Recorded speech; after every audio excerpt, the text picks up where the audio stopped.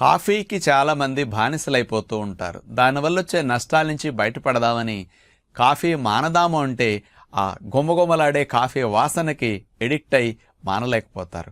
అలాంటి వాసన వస్తూ కెఫిన్ లేకుండా కాఫీ తాగినట్టు ఫీలింగ్నిచ్చే టెక్నిక్ నేను చెప్తాను.